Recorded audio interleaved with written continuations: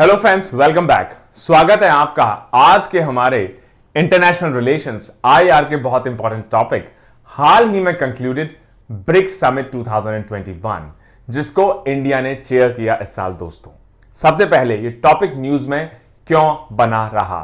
हाल ही में 13th BRICS summit 2021 एक digital format में, मतलब basically via virtual conference conduct की गई इंडिया की चेयरमैनशिप में। और ये जो प्लूरीलैटरल ग्रुप है ये किस किस कंट्री का बना हुआ है? Brazil, Russia, India, China and South Africa. In countries का फर्स्ट लेटर ले लें और उन सबको मिला लें तो बन जाएगा Brazil B, Russia R, India I, China C and South Africa S BRICS. क्या यह पहली बार है जो इंडिया ने इस बेसिकली ग्रुपिंग की चेयरमैनशिप को अज्यूम किया है? नहीं, इंडिया 2012 और 2016 में भी इस ग्रुप का चेयरमैन रह चुका है दोस्तों। और एक ग्रुपिंग जिसकी अभी 13 समिट बेसिकली कंक्लूड हुई है, इसने कई चैलेंजेस में अपना सक्सेसफुल होने का दावा किया है। साथ ही साथ बहुत सारे ऐसे चैलेंजेस हैं इस ग्रुप के सामने जो अब इसको फेस करने पड़ेंगे और उसमें वे फॉरवर्ड बेसिकली अपना डिवाइस करना पड़ेगा। सबसे पहले तो समझा जाए कि ब्रिक्स की शुरुआत हुई कैसे, क्या इसका सिग्निफिकेंस रहा। 5 बड़े नेशंस, 5 बिग नेशंस, ये स्टार्ट हुआ बेसिकली 2006 की जो मीटिंग्स रही foreign ministers Brazil, Russia, India and China. उसके बाद वो मीटिंग्स लगातार होती रही 2009 और 2010 में बेसिकली इस ग्रुपिंग को, जो सिर्फ पहले ब्राजील, रशिया, इंडिया और चाइना की थी, उसको साउथ अफ्रीका ने भी ज्वाइन किया और ये ब्रिक्स से फिर बन गया ब्रिक्स। और इंपॉर्टेंट क्यों है आप सोचिए। सिर्फ कितने कंट्रीज हैं? बेसिकली 5 कंट्रीज हैं और इन 5 कंट्रीज बेसिकली रिप्रेजेंट करते हैं वर्ल्ड की 42% पॉपुलेशन। जाहिर सी बात है, जिस ब्लॉक के पार्ट इंडिया और चाइना हो तो population will be a big thing. साथ ही साथ 30% land area, 20% of the global GDP and 16% of the international trade. उसके अलावा ये एक ब्रिज है नॉर्थ वर्सेस साउथ। मतलब नॉर्थ में अगर आप बेसिकली देख लें तो आपको दिखाई देते हैं चाइना एंड रशिया, साउथ में आप देखते हैं basically south Africa and India. तो नॉर्थ कॉन्टिनेंट्स और साउथ कॉन्टिनेंट्स का एक बेसिकली जो ग्लोबल नॉर्थ और ग्लोबल साउथ कहा जाता है, उनके बीच में एक ब्रिज भी इसको कह सकते हैं। उसके अलावा बहुत सारे कॉमन इनके पर्सपेक्टिव्स हैं। इनका एक मेन एजेंडा है कि जो मल्टीलैटरल इंस्टीट्यूशंस है, यूनाइटेड नेशंस हो, चाहे वर्ल्ड हेल्थ ऑर्गेनाइजेशन हो, चाहे वर्ल्ड बैंक हो, आईएमएफ हो, इनको बेसिकली रिफॉर्म किया जाए और जो डेवलपिंग कंट्रीज हैं, चाहे इंडिया हो, चाइना हो, रशिया हो, ब्राजील हो, साउथ अफ्रीका हो, इनको उसमें ज्यादा रिप्रेजेंटेशन मिले, ज्यादा बेसिकली से मिले। इसके अलावा बहुत सारे इन्होंने डेवलपमेंट कॉर्पोरेशंस के इनिशिएटिव्स लिए हैं। जैसे इन्होंने मिलकर, ब्रिक्स ने मिलकर NDB new development bank establish किया है। उसके अलावा फाइनेंशियल स्टेबिलिटी के लिए इन्होंने कंटिजेंसी रिजर्व एग्रीमेंट साइन किया है और अब एक vaccine research and development virtual centre भी ब्रिक्स बेसिकली एस्टैब्लिश कर रहे हैं। इसके साथ ये तो बात होगी कि सिग्निफिकेंट क्यों रहा, कैसे एस्टैब्लिश हुआ, लेकिन बहुत सारे चैलेंजेस भी बेसिकली ब्रिक्स के सामने हैं। सबसे पहली बात, जो मेजर इश्यूज हैं कि चाइना का जो अग्रेशन है, एक तरफ तो हम ब्लॉक की बात करें कि ब्रिक्स सारे नेशन एक साथ, 5 नेशन एक साथ मिलकर काम करेंगे, वहीं हमने हाल में देखा कि चाइना ने जो लद्दाख में अग्रेशन शो किया इंडिया के खिलाफ और लगभग 2-2.5 साल हो गए, वो इशू अभी भी रिजॉल्व नहीं हो रहा है।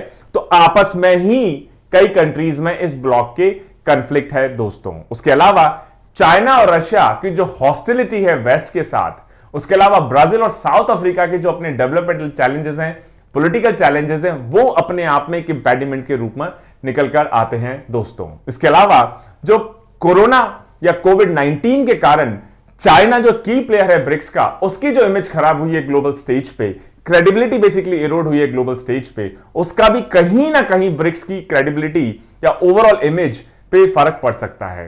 उसके अलावा हिट्रोजेनिटी, मतलब अलग अलग इंटरेस्ट है हर कंट्री का। चाइना का अपना अलग इंटरेस्ट है, रशिया का अपना अलग इंटरेस्ट है, इंडिया का अपना अलग इंटरेस्ट है, साउथ अफ्रीका, ब्राजील का अपना अलग इंटरेस्ट होगा।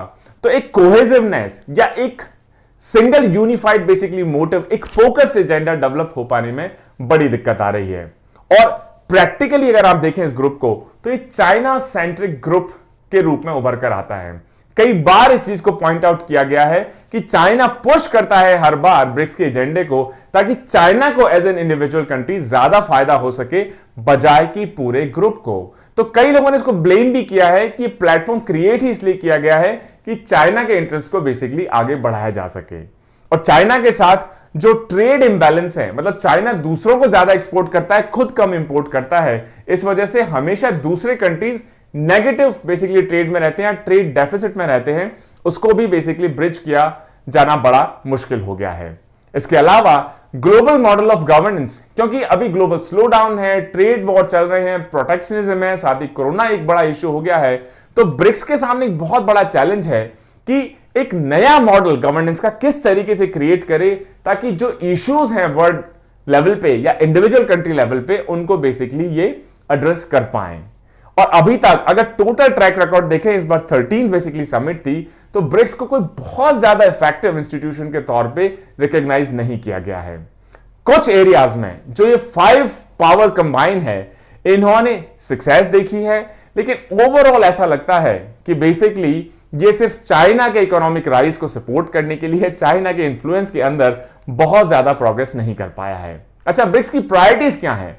जो सबसे बड़ी प्रायोरिटी है कि टू अचीव मल्टीलैटरलिज्म। इसका मतलब जो मल्टीलैटरल इंस्टीट्यूशंस हैं, यूनाइटेड नेशंस हैं, वर्ल्ड बैंक है, इंटरनेशनल मॉनेटरी फंड है, even World Health Organization WHO है, इनमें बेसिकली ज्यादा प्रॉपर रिप्रेजेंटेशन हो सके डेवलपिंग कंट्रीज का, इनके रिफॉर्म्स हो सके, चाहे वो सिक्योरिटी काउंसिल हो, चाहे IMF हो, चाहे वर्ल्ड बैंक हो। लेकिन इस एरिया में मल्टीलैटरलिज्म अचीव करने में अभी बहुत ज्यादा सक्सेस ब्रिक्स को नहीं मिली है। और उसका बहुत बड़ा रीजन है कि इन इंस्टीट्यूशंस को अगर आप रिफॉर्म करना चाहते हैं तो उसके लिए डेवलप्ड वर्ल्ड, पर्टिकुलरली US और यूरोप का आपको सपोर्ट चाहिए। और क्योंकि दोनों के इंटरेस्ट डाइवर्ज हैं, उनसे कभी भी शायद आपको वो सपोर्ट ना मिल पाए जिनसे आप इन इंस्टीट्यूशंस को रिफॉर्म कर पाए। इस वजह से मल्टीलैटरलिज्म का जो एजेंडा पॉइंट नंबर 1 है, इसमें ब्रिक्स को भी बहुत बहुत बहुत लिमिटेड सक्सेस ही हम कह सकते हैं। दूसरा जो प्रायोरिटी है, मेजर ऑब्जेक्टिव है, रिजॉल्व टू कॉम्बैट टेररिज्म। और टेररिज्म ऐसी चीज है, चाहे यूरोप हो, अफ्रीका हो, एशिया हो, अफगानिस्तान हो, पाकिस्तान हो, बांग्लादेश हो, हर जगह एक बड़ा मेजर इशू रहा है। और टेररिज्म को टैकल करने के लिए ब्रिक्स ने BRICS counter terrorism action plan भी बेसिकली डिवाइस किया है, जिसके थ्रू रेडिकलाइजेशन को, टेररिस्ट फाइनेंसिंग को, misuse of internet by terrorist groups को, इन चीजों को बेसिकली कैसे टैकल किया जाए। इसके अलावा promoting technological and digital solutions, ताकि जो हमारे सस्टेनेबल डेवलपमेंट गोल्स हैं जो 2030 तक बेसिकली हमको अचीव करने हैं, उनके डायरेक्शन में काम कर सके। नए डिजिटल टूल्स को डेवलप करना एटसेट्रा भी एक मेन प्रायोरिटी आइटम है ब्रिक्स का। लेकिन क्योंकि कोरोना एटसेट्रा की वजह से बहुत ज्यादा प्रोग्रेस नहीं हो पाई पिछले 3-4 साल में, तो इस वजह से ये एजेंडा पॉइंट भी बहुत ज्यादा सक्सेसफुल नहीं रहा है ब्रिक्स का दोस्तों। और एक लास्ट जो प्रायोरिटी है कि पीपल टू पीपल कॉपरेशन को बेसिकली एनहेंस किया जाए, आपस में इंटरनेशनल ट्रैवल को रिवाइव किया जाए। उसके अलावा डिजिटल मीन्स बेसिकली के through people to people contact को और ज्यादा एनहेंस किया जाए इन कंट्रीज के बीच में, यह भी एक बड़ा प्रायोरिटी आइटम्स रहा है दोस्तों। तो क्या बेसिकली वे फॉरवर्ड हो सकता है इस ग्रुप का? ऐसा लगता है ग्रुप तो बन गया, कुछ इनिशिएटिव्स भी लिए गए हैं, लेकिन बहुत लिमिटेड सक्सेस ही ब्रिक्स को हम अभी कहेंगे दोस्तों। तो सबसे पहले तो ग्रुप के अंदर एक कॉपरेशन का बेसिकली थीम हो, एक बेसिकली भावना हो। ब्रिक्स को सबसे पहले चाइना का जो सेंट्रलिटी बनी हुई है कि जो भी चाहे चाइना के इर्द गिर्द ही घूमे, उसको हटाना होगा और एक ज्यादा इंटरनल बैलेंस अप्रोच लेनी होगी। उसके अलावा इसको डाइवर्सिफाई करना होगा। उसके अलावा जो रीजनल वैल्यू चेन्स हैं उनको भी बेसिकली स्ट्रेंथन करना होगा। जरूरत पड़े तो और कंट्रीज को भी शायद आपको इसमें इंक्लूड करना पड़े दोस्तों। तो जो इंट्रा ब्रिक्स कॉपरेशन है, चाहे वो एग्रीकल्चर सेक्टर में हो, डिजास्टर मैनेजमेंट में हो, डिजिटल हेल्थ में हो, ट्रेडिशनल मेडिसिन में हो, कस्टम कॉपरेशन में हो, इन एरियाज में इंटरनल या इंट्रा ब्रिक्स कॉपरेशन को स्ट्रेंथन करना होगा। ब्रिक्स ने पहले 10 साल में अच्छी शुरुआत की है इस मामले में कि अभी इन्होंने क्लियरली कर लिया कि 5 हमारी की प्रायोरिटी एरियाज हैं। मल्टीलैटरलिज्म हो गया, बेसिकली टेरर या काउंटर टेररिज्म इनिशिएटिव्स हो गए, पीपल टू पीपल कॉपरेशन हो गए, technological and digital solutions basically develop करना हो गया, एटसेट्रा। अब टाइम आ गया है कि इन पांचों एरियाज में सीरियसली काम किया जाना शुरू किया जाए दोस्तों। सबसे पहले तो मल्टीलैटरलिज्म को प्रमोट किया जाए अलग अलग फोरम्स के थ्रू, और जो ये इंटरनेशनल इंस्टीट्यूशंस हैं, United Nations, world bank, IMF etcetera, इनको रिफॉर्म करवाया जाए, सिक्योरिटी काउंसिल रिफॉर्म्स बेसिकली लाए जाएं।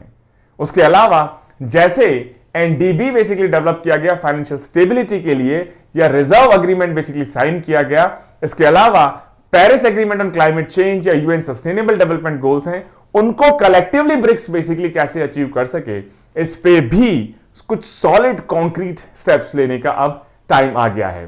इसके अलावा एक अच्छा ऑप्शन हो सकता है कि क्लाइमेट चेंज को एक साथ फाइट आउट किया जाए। उसके लिए आप ब्रिक्स एनर्जी अलायंस सेटअप कर सकते हैं और एक एनर्जी पॉलिसी इंस्टीट्यूशन बेसिकली आप सेटअप कर सकते हैं। इसके अलावा ब्रिक्स को स्ट्राइव करना चाहिए peaceful and politico diplomatic settlement, जो अलग अलग बेसिकली क्राइसिस हैं या कॉन्फ्लिक्ट्स हैं, चाहे वो अफगानिस्तान बेसिकली आप देख लें, इराक आप देख लें, या और भी जो इमर्जिंग और बर्निंग इश्यूज वर्ल्ड ओवर निकल सकते हैं, उनको कैसे as a group, as a block basically आप एडजस्ट करेंगे दोस्तों।